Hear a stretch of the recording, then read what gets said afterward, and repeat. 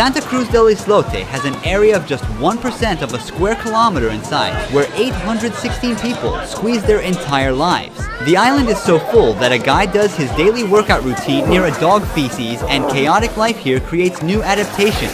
Since we arrived on the island, we've been constantly encountering people no matter where we turn. People come out from every corner. It's impossible to be alone on these crowded streets. Each house here has dozens of people living together in tiny rooms.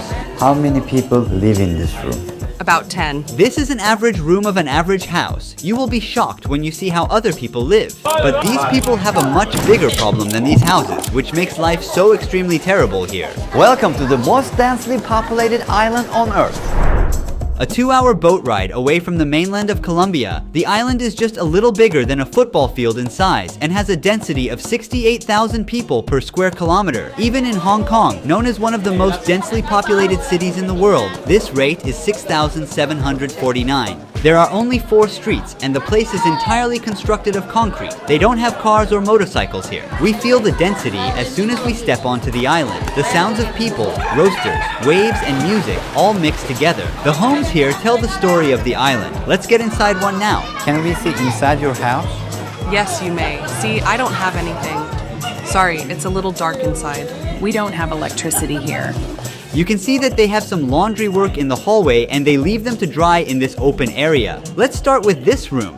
Homeowner says 10 people share these 3 beds together. This is my room. How many people sleep on that bed?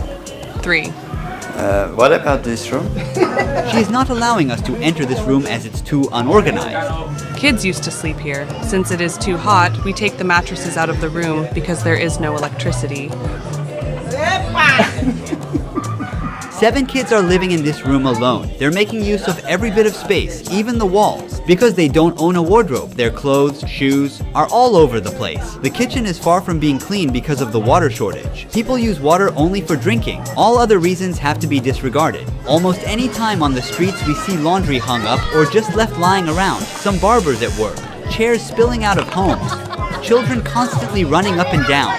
220 families live in houses illegally built. Here, permission is not obtained from any authority, and no one is officially a landowner. Everybody builds their houses wherever they want. When they can't find any space, they build on top of existing buildings. The buildings are so intertwined that sometimes they have to walk through each other's homes to get to the other side. As we get to know islanders more and more, we will discover a very different reason why their future is going to get even worse. Population density defies all logic. We see dishes and leftovers everywhere, and this dog is trying to eat the crumbs left on the spoon. Some people are fishing, others selling food on street corners, and some working on construction. A few are trying their luck with a lottery machine brought to the island, dreaming of becoming rich. As this all happens, there's a birthday celebration, and the party sounds can be heard everywhere. People are striving for comfort in their little space. Is this her own house or is she on a rent? My own house. What is the average rent here? There are some who pay rent because there are people who are not from here. They pay $50 to $75. Usually the only utility they pay for is electricity. There is a crowded family here. They gave the 2nd floor to their married children so that they can stay there. It seems they have a communal life here. For you to have a better understanding how small this island really is, I came to the furthest side of it and I will walk to the other side. And while doing that, I'll start a timer. Let's see how many minutes it will take.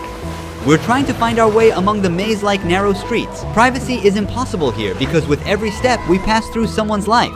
Kids dominate this island's population. Even a space of 4 or 5 steps turns into a vast playground in the imagination of these children. Island has 1 school, 1 church, 1 clinic, 1 hotel, 1 restaurant, and 3 markets. 200 years ago, none of these streets, this chaos, garbage, mosquitoes, and the people were here. According to a legend, some fishermen discovered this island and spent the night here when it was too late to return. Then they decided to settle here with their families after sleeping well without mosquitoes. It was later artificially enlarged by compressing coral rocks, seashells, and waste year after year. It took less than 2 minutes. We met a 94-year-old lady who witnessed everything here. Was she born on this island?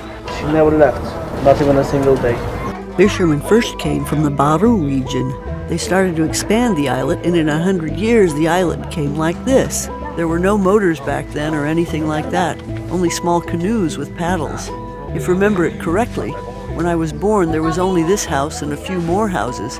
The rest was nothing. We are blessed to be located on the world's second largest coral reef with its amazing, amazing sea life. Waves that rise 20 to 30 meters in the open ocean are reduced to merely 25 to 30 centimeters when they reach our shores. Look, all that you see around the island, up to 5 or 6 miles off the coast, is surrounded by pure coral. We're safe here. How many people live here? 2 families live here. Each family consists of 6 members, 12 people in total. Where is the kitchen? The kitchen. The stove goes here. That's not a problem. We cook with propane gas. Dogs can't grow anymore once they hit a certain size because of not getting enough nutrition. Life here is really limited for every creature. Here, we meet the nurse who has helped almost everyone come into the world healthy. 40 years of delivering babies. How many babies? Oh my goodness, I've lost count. I don't even remember. Most of the youth in this town pass through these hands that you see. I delivered almost everyone on this island, and now I'm delivering even their children's children. And I've never had a baby die. Little children with vomiting, a high fever, or diarrhea come to me.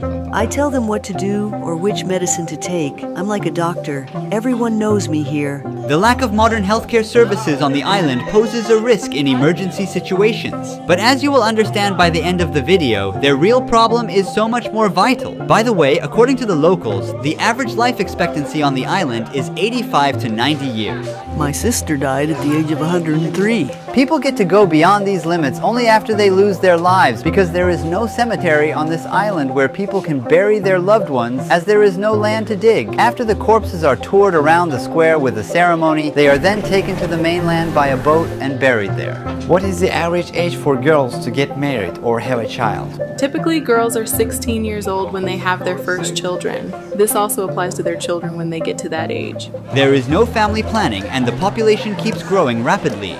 How many kids do people usually have? Here, from 2 to 5. Family life here is uniquely laid back. Most of the couples are together without any official marriages. Also, it's not unusual for people to have kids with more than one partner, but that's part of life here. Is she married? I have a husband, but I'm not married. Oh, really? Which means it's all free union. Free. Also, people don't care about their personal space and joke around all the time. One of the biggest problems of the island is trash. Some of these will be in the ocean, some of these will be sent to the mainland. But you can feel the smell and the amount of mosquitoes wherever you go. Is it filming? Most of the waste is hidden in the ocean. Without thinking twice, people just throw their loads of garbage into the water, which they see as a dumping ground. Plastics, glass, and metal pieces. But what you will see next will make you feel more disgusting. Unbelievably, even a toilet can be found at the ocean floor. The crabs swimming in this pollution are some of the important food sources for the residents. And these broken cages were used to hunt these animals. There are some plastic bags in the ocean. People are fishing. These women are washing their clothes. Life is chaotic here. Access to electricity and drinking water here varies depending on the weather conditions. Solar panels are here. This is the way they produce electricity for the island. We have 380 solar panels and 180 batteries, which gives us energy for everything.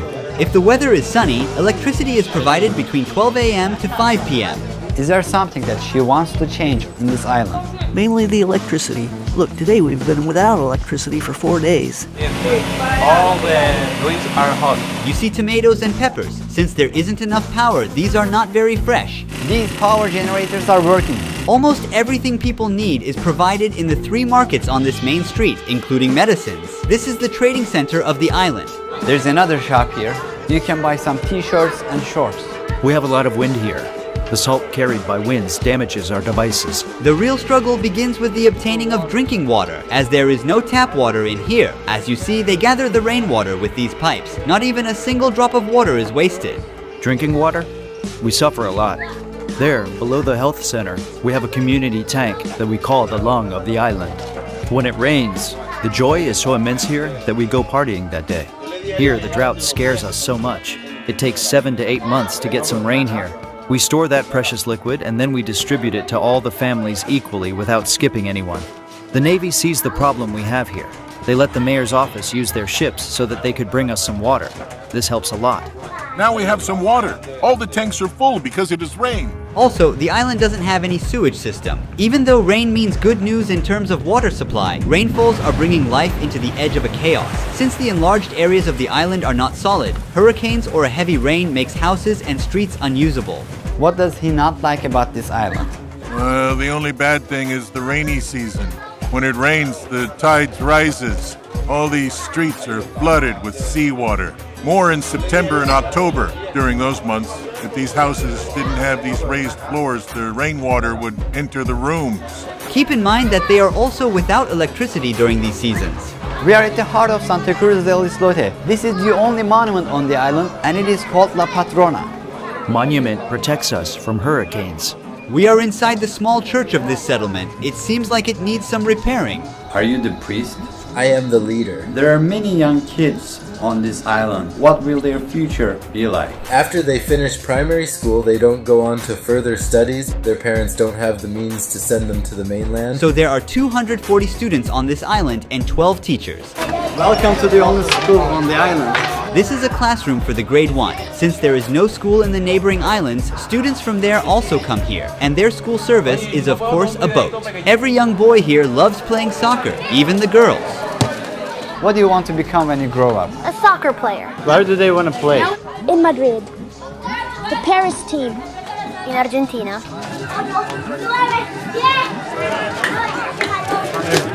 Locals are earning their living by tourism. Qualified as a national park, the island charges $2.5 from the tourists for the entrance. With the arrival of these hundreds of tourists every day, a much bigger chaos appears on the streets. For us, tourists are a blessing from God.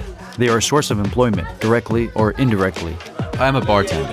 What is the average salary or profit for a person here? It depends very much on the season. There is a guy who goes diving. If he's lucky, he can make $30 per day. If there are a few tourists, he can only earn $15. A bartender, depending on the tourism season, after expenses and paying workers, can make $50 per day. This is if they can attract foreigners. Here there is an aquarium built for tourists where locals keep fishes, sea turtles, and even sharks in a very limited space. Famous for allowing tourists to swim with these animals, this place significantly contributes to the local economy. Fishing is very important as well, but the people don't really value what the environment provides for themselves. The islanders now have to import fish because of marine pollution and overfishing. When you go out fishing, you no longer catch the same amount of fish. That is to say, right now, the fish in the restaurants is brought here from the mainland. This is the only hostel of Santa Cruz del Islote. Let's go inside. A peaceful atmosphere is created for the tourists here. It looks like a silent shelter in chaos. Despite this crowd, there is not even a single police that provides security, nor a state of law on the island. Since everybody knows each other here, they don't need for it. Look, we have 800 people here and we have no police. So you don't see robberies, muggings, or stabbings. We live peacefully here. Our police here are older adults. We respect them so much here. If there is an argument, a misunderstanding, or a fight, the older adults set in and grab us, find out who is right, and then give us advice. Then, we shake hands and keep on being the same brothers and sisters with no hard feelings. Does he have plans to migrate to somewhere else? I'll spend my entire life on this island. I was born and raised right here. I'm going to die right here.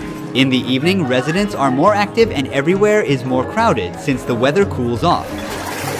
When the sun goes down, the island gets completely dark because there isn't electricity at night. People use candles or flashlights of their mobile phones, which are charged during certain hours to brighten the night. Everyone goes outside of their doorsteps because their houses are very tiny and dark. Besides, there is nothing to do inside of the houses. The darkness never prevents the island's vibrant spirit. There's also a little pub where everyone gathers. Most of the locals drink a lot during the night. We hear Latin music all the time.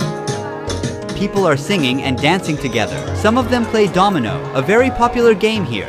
And the birthday party is still going on. Some of the garbage from this event is already piled up here. Most of these people, living in isolation from the rest of the world, have never left these boundaries in their entire lives. They have no desire to leave their small world or to strive to improve their living standards with each passing day. The island community has a deep bond to their homeland and they focus on shared happiness and positive values. The biggest problems of Santa Cruz del Islote are the lack of clean water and insufficient cleaning garbage. Island is not in a position to accommodate more people. Despite all the negatives, people are connected to each other like a big family and are happy. Thank you for watching this documentary. Don't forget to subscribe to my YouTube channel. See you in the next one. Ruhi Chenet was here.